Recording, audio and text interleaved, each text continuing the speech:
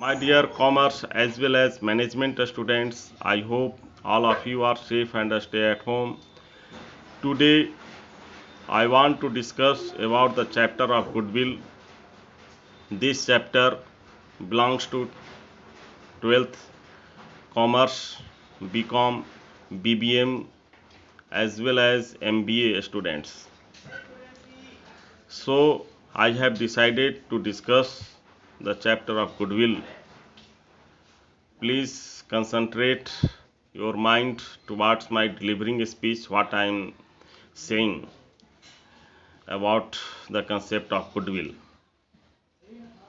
Goodwill जो chapter जो मैं बताने जा रहा हूँ इस वीडियो के माध्यम से, इसको हमने दो तरह से बताने का प्रयास किया है, एक थियोरिटिकल बेसिस पर और एक प्रैक्टिकल बेसिस पर। तो थियोरिटिकल बेसिस पर इसका हम मीनिंग बताएंगे, इसका क्लासिफिकेशन बताएंगे, इसका नेचर ऑफ गुडविल बताएंगे और फैक्टर्स बताएंगे कि जिससे कि कैसे factors affecting the valuation of goodwill बताएंगे। तो गुडविल में ये थियोरिटिकल बेसिस है और उसके बाद आ जाता है प्रैक्टिकल बेसिस, जिसमें कि हम इस पर बहुत सारा न्यूमेरिकल बताएंगे, हिसाब बताएंगे कैसे जो है सो गुडविल का वैल्यूएशन किया जाता है, कितना तरह का मेथड्स है, इसमें जितना भी प्रॉब्लम्स है उसको हम लोग डिस्कस करेंगे। तो चलिए सबसे पहले हम आते हैं थियोरिटिकल बेसिस को स्टार्ट करते हैं। और थियोरिटिकल बेसिस स्टार्ट करने से पहले हमको इसके बारे में गुडविल पर, मीनिंग ऑफ गुडविल पर नज़र रखना है कि गुडविल आखिर होता क्या है। तो देखिए, हमने इसको पॉइंट वाइज जो है बताने का प्रयास किया है। तो मीनिंग ऑफ गुडविल जाने उसके पहले किस चीज़ के गुडविल के बात कर रहा है इसके बारे में हम बताना चाह रहे हैं, बिजनेस के गुडविल के बारे में बात करना चाह रहे हैं। तो गुडविल जानने से पहले हम बिजनेस क्या होता है उसके भी बारे में तो जानें। बिजनेस तो रूट है गुडविल का। बिजनेस जो है बीजी शब्द से बना है। बिजनेस का रूट वर्ड जो होता है बीजी होता है। बीजी यानी कोई भी बिजनेस मैन्युफैक्चरिंग में, लेवलिंग में, पैकेजिंग में, डिजाइनिंग में, रूटिंग में, ग्राइंडिंग में, सेलिंग में, परचेजिंग में, किसी भी चीज़ में अगर व्यस्त हो, लेकिन उसका मोटिव अगर प्रॉफिट मैक्सिमाइजेशन करना है, तब तो वो बिजनेस कहलाएगा, वो कार्य नहीं तो वो बिजनेस नहीं कहलाएगा।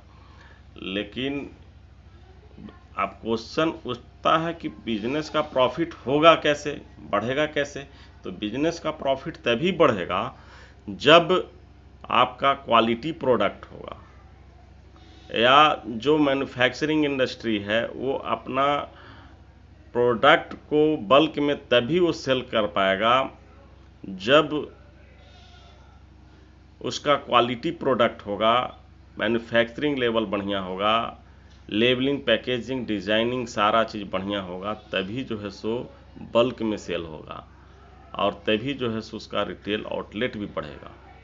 या रिटेल बिजनेस वाले भी तभी जो है सो अपना प्रॉफिट मैक्सिमाइज कर पाएंगे जब उसका व्यवहार बढ़िया होगा और वो उस कंपनी से प्रोडक्ट खरीदेगा जिसका क्वालिटी बढ़िया है।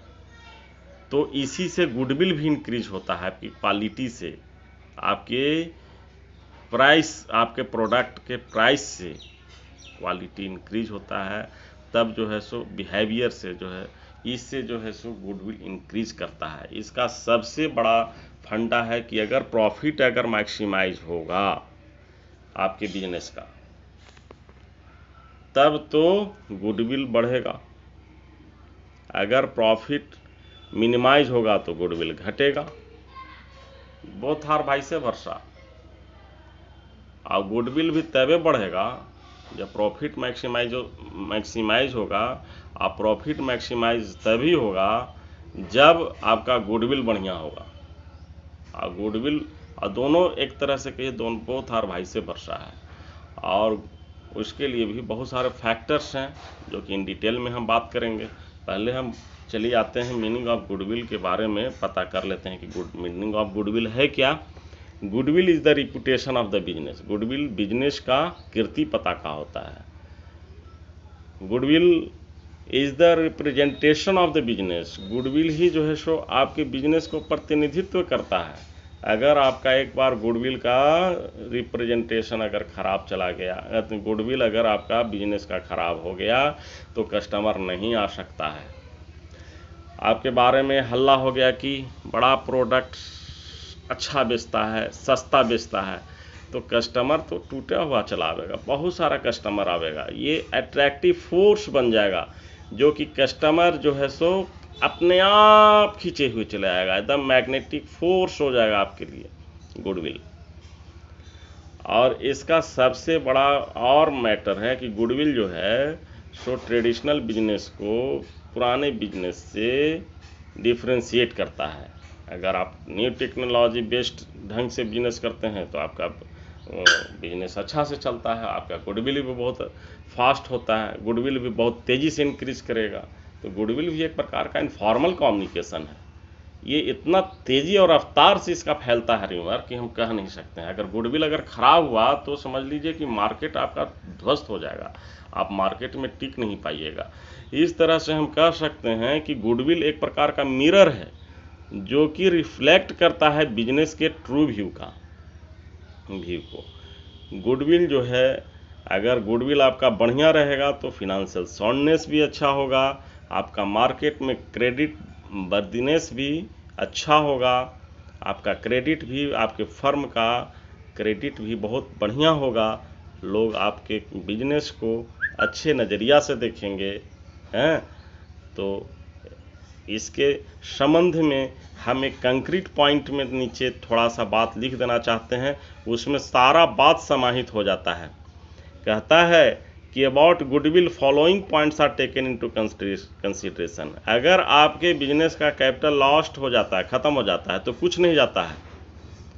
कस्टमर लॉस्ट हो जाता है तो कुछ तो जाता है।